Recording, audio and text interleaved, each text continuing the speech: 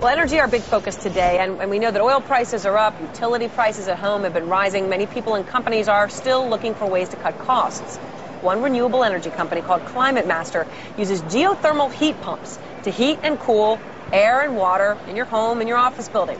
They say their sales are up 30% this year, even though construction starts have plunged.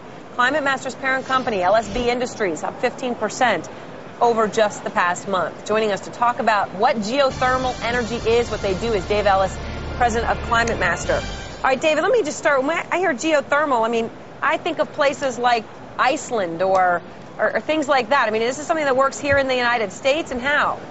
Yes, this is something that works in all 50 states and in fact is widely used in countries throughout the world. This is not the typical geothermal steam power that you tend to hear about that, like you imagine, that can make electricity. Right. This is actually solar energy that is stored in the upper several hundred feet of the Earth. The Earth absorbs about half all the sun's energy that falls on this planet, and we basically extract that energy from the Earth to provide heating, cooling, and water heating for homes and commercial buildings. So you're not talking about those hot springs, or when I was referring to in Iceland, but this is everywhere, and it's incremental heat. And how do you extract it and turn it into power to heat water in my home? Well, what we do is we bury a piping system in the earth and circulate water through this piping system, and it acts as a heat exchanger. It allows us to pick up this temperature or this heat that's contained in the earth and circulate it to a geothermal heat pump that sits in a home or a building, much like a conventional furnace or air conditioner, and takes the energy out of this water and puts it into the air and provides hot air. It can also provide hot water for hydronic heating systems, and we can also cool with that, and we can also make hot water for your showers with that. You have high initial costs for this kind of system, though, don't you? I mean, a geothermal installation is going to cost me a lot more than a gas furnace. Well, they do cost more to install. They cost about twice as much to install, but they cut the energy consumption, your total energy consumption, including your lighting appliances, everything. Not that we affect lighting appliances, but we do so much on the heating, cooling, and water heating, we cut the bills 50 to 60% in a typical single-family home. And all you need, and I know a little bit more, it turns out, about this than Erin does. One of the few things I've ever found I know more about than she does.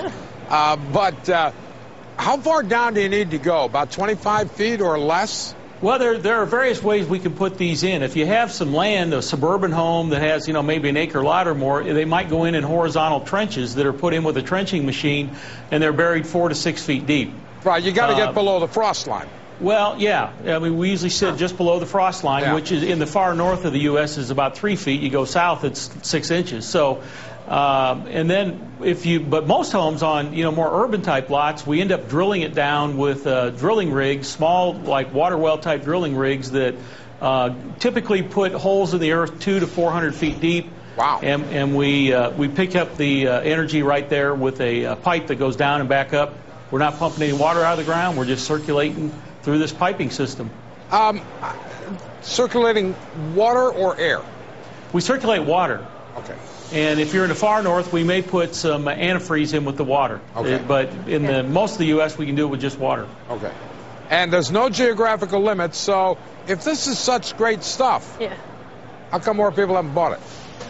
Well, frankly, all the circumstances maybe haven't been right. The technology's been commercialized since the late 70s. That's actually when I got involved in the industry. And we have grown steadily over those years. But what we have going on right now is this so-called perfect storm related to energy. We've got the high energy costs. We've got concerns about energy security. We've got concerns about climate change. And all those things are becoming drivers that is dramatically accelerating the adoption of this technology in this market. So who's your biggest competitor, Dave? I mean, it's been around since the 70s, and to Mark's point, it certainly, in many ways, sounds pretty incredible. So why are more people doing it? Who are you out there competing with every day?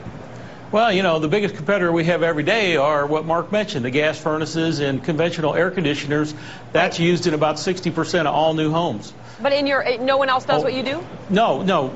Yeah, there are probably 10, 12 companies that are operating in the U.S. that make geothermal heat pumps, Water Furnace in Indiana, FHP Bosch in Florida, and Climate Master are the 3 majors. Now, but they are dependent on electricity, are they not? We do use electricity, but we use very little because we're operating a heat pump, which means we actually can pump heat like you might pump water. Yeah. And 1 kilowatt hour goes in this heat pump to operate the mechanism, and you can deliver 4 to 6 kilowatt hours worth of heat to the output of the duct. So it's 400% to 600% efficient. So we don't use much electricity. Dave, thank you very much. We appreciate it.